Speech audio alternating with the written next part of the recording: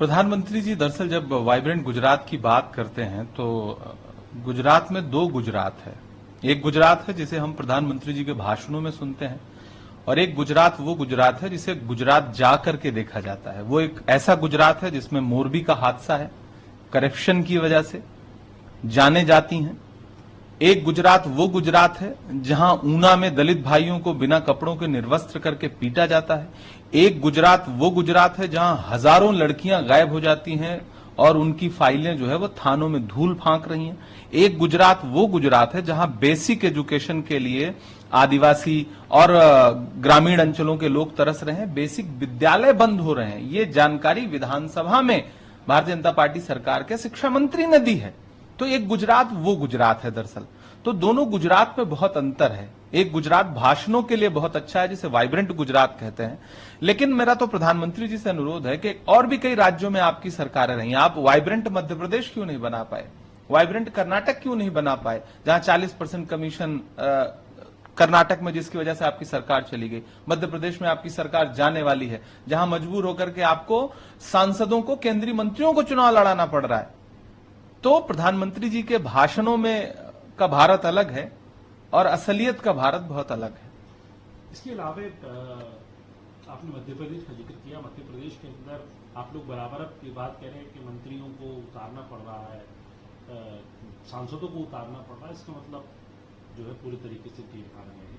कैलाश विजयवर्गीय का इस वीडियो सामने आया जिसके अंदर वो जनता में भाषण दे रहे हैं कि मैंने तो बिल्कुल मेंटली प्रिपेयर ही नहीं था, 1% भी नहीं सोचा था कि चुनाव लड़ूंगा, लेकिन अब जब कह दिया गया है तो चुनाव लड़ना पड़ेगा, हम जाएंगे जनता के बीच।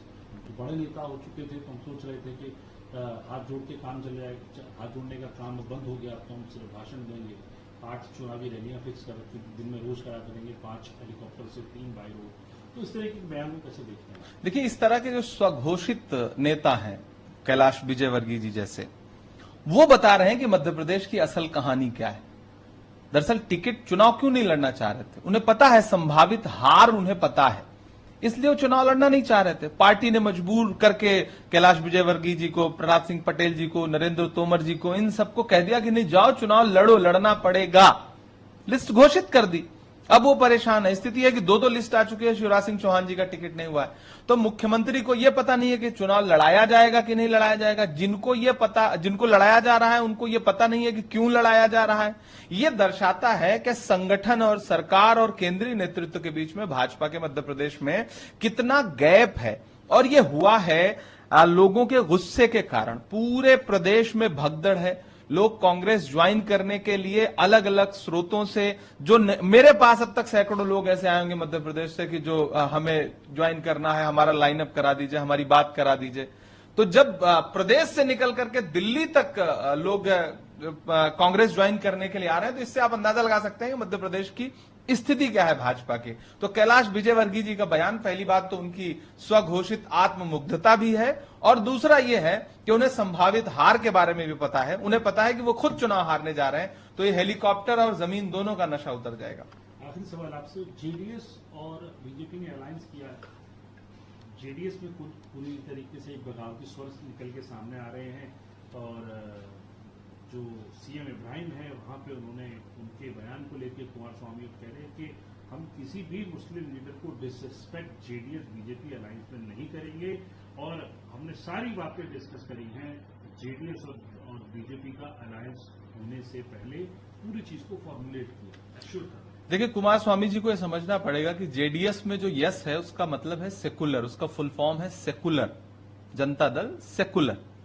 लेकिन कुमार स्वामी जी से मेरा सवाल है कि आप जिस भारतीय जनता पार्टी से समझौता करने जा रहे हैं, और पूर्व में भी जिस भारतीय जनता पार्टी के साथ आप अघोषित समझौते में थे कर्नाटक चुनाव के दौरान, या मैंने पार्लियामेंट में भी बहुत सारी बार ऐसे देखा है कि जो लोकल पार्लियामेंट के छोटे छोटे इलेक्शंस होते हैं कमेटियों के, उसमें मैंने देवेगौड़ा जी को वोट देते देखा है भारतीय जनता पार्टी को। तो मेरा उनसे अनुरोध है कि क्या वो भारतीय जनता पार्टी जिसके सांसद सेकुलर शब्द को हमेशा कंडेम करते हैं, पार्लियामेंट में खड़े होकर के कहते हैं कि इस शब्द को कॉन्स्टिट्यूशन से निकाल देना चाहिए, अब आप जनता दल सेकुलर लेकर के उसी अलायंस का हिस्सा बनने जा रहे हैं। आप अपने दल, अपनी पार्टी का जो नाम है उस नाम की तो लाज बचाइए। बाकी कर्नाटक की जनता का भरोसा आपको नहीं है, जनता ने भी आपसे अपना हाथ खींच लिया है। यही वजह है कि आप सिमट करके कर्नाटक के चुनाव के बाद से आपकी प्रासंगिकता समाप्त है। जब देश की अलग अलग पार्टियां एनडीए से अपना संबंध तोड़ रही हैं, तमिलनाडु में एआईडीएमके ने तोड़ लिया है, ऐसे में उनका जाना यह दर्शाता है कि या तो उनके ऊपर कोई दबाव है या कोई बड़ा लालच है, वरना कम से कम वो अपने जनता दल